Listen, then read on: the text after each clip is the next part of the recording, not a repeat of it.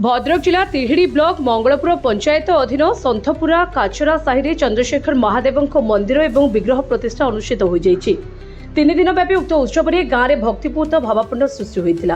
प्रथम दिन संध्यारे अंकुरारोपण कलश शोभायात्रा दिओ गर्भधारण कर पुरी शंकराचार्य पीठर 3 जन साधु और आरोड़ी पीठर 5 जन ब्राह्मण आज्ञामाल आनी कलश शोभायात्रा सामिल होते।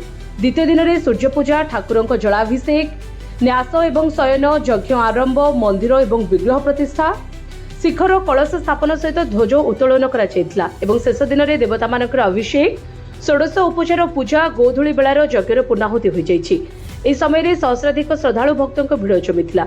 ए अवसर में पुरी आसिथिबा दैतापति मानक नहीं एक धार्मिक सभा अनुष्ठित होइतिला। कर्ता भावे सुरेन्द्र साहू एवं मुख्य पूजक सीताकांत कर दायित्व निर्वाह करथिबा बेले 5 जन वेद पंडित पूजा कार्यक्रम परिचालना करथिले। तेबे सूचना अनुसार 2006 मसीह मंदिर निर्माण आरंभ होइतिला। अंचलवासी आर्थिक सहयोग रे आज पूर्णांग होइतिबारु ग्रामवासी मन में खुशी लहरी खेली जाइछि। जगतनाथ जगन्नाथ महाप्रभु पाखु आपण मानक निमंत्रण पाइक आज आसीलु।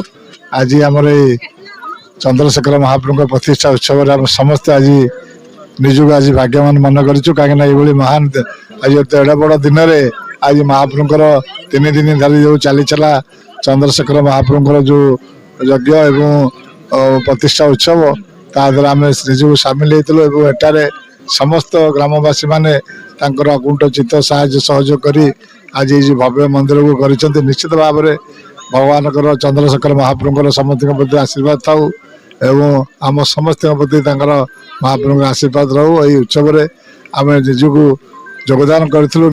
संजय दास की रिपोर्ट जे न्यूज।